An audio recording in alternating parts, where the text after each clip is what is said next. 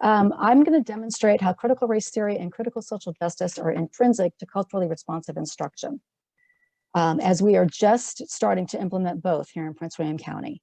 Turning classrooms into laboratories for social justice is the stated goal.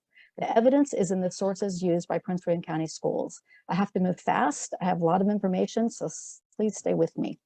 As Paul noted, understanding the tenets and language of critical race theory are key to teaching it within schools. Race, oppression or oppressed, people of color, US is systemically racist, all to retain power for white people.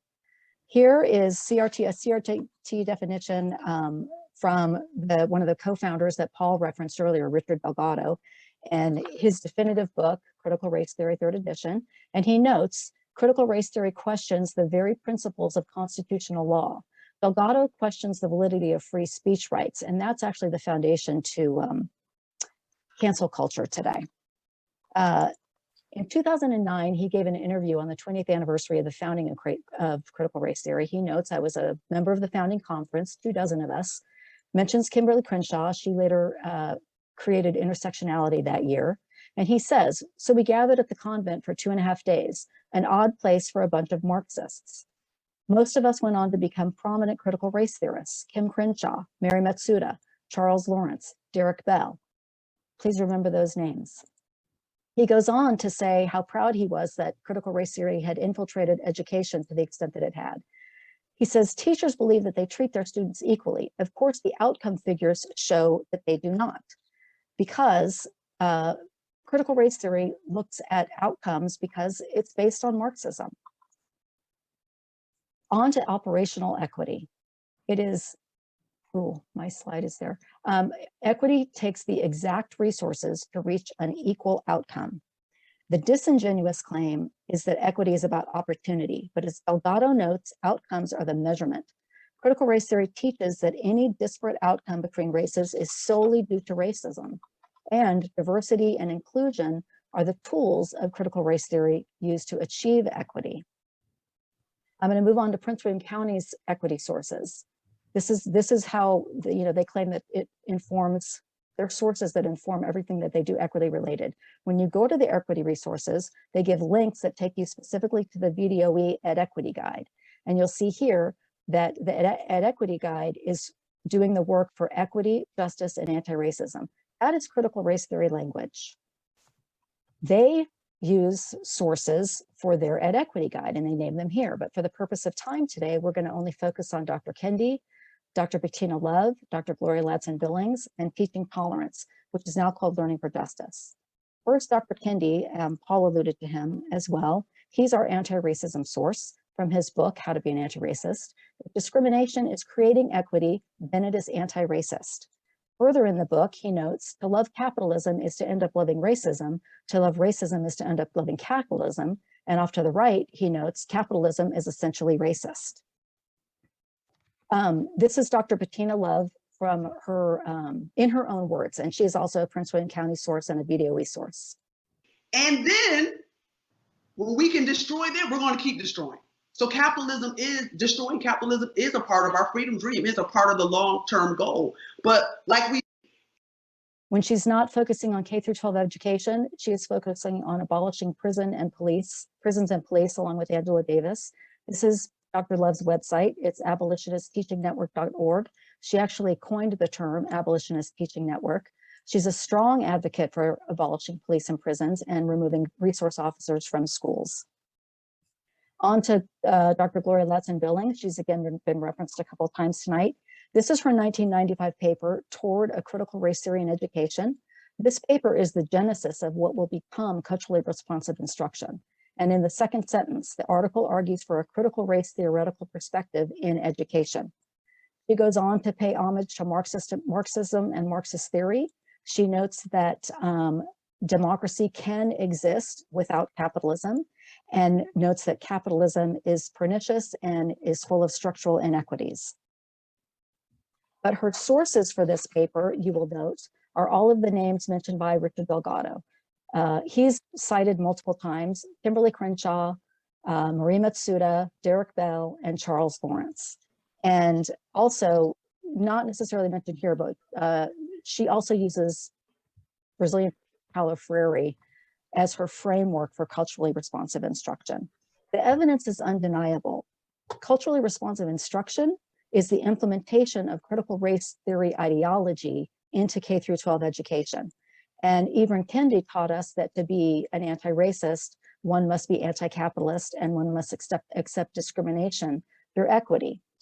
And now I'm jumping back to the Ed Equity Guide that Paul alluded to earlier. I'm going to focus on a couple of things, those sources. I'm going to reiterate that because it's important. This webinar was done last March, and it was specifically about what is culturally responsive instruction. Again, our own Maria Burgos was the facilitator. So as Paul noted, the sources at the bottom, Critical Race Theory Today, third edition, and a publication called Critical Race Theory Today. The third column on that slide defines what is a culturally responsive classroom. And here she clearly states, social agents for change, advocating for the rights for all global members of society. That kind of classroom or teacher addresses systemic barriers to institutional racism. They will be allies with learning institutions in combating all forms of social oppression. This is all critical race theory language because critical race theory is the source. Also in the webinar is a slide giving homage to Brazilian Marxist Paulo Freire and his book, Pedagogy of the Oppressed. And in this webinar, teachers are encouraged to read this book. Socialistworker.org informs us that Freire was in a constant battle for social justice and socialist revolution because Freire was a Marxist, and that inequality and injustices of the capitalist system is everywhere evident in Pedagogy of the Oppressed, the book that Virginia teachers are encouraged to read. And as an aside, Paulo Freire was a fan of Mao, and he thought that Mao's Cultural Revolution was the right playbook. Finally, the last source that I'm focusing on today from Prince William County is Learning for Justice, used to be Teaching Tolerance. Learning for Justice is the education arm of the Southern Poverty Law Center. You go to their website and there's lots of content and lesson plans for teachers to be able to use. They are all based on race, ethnicity, gender, and sexual identity, social justice, etc.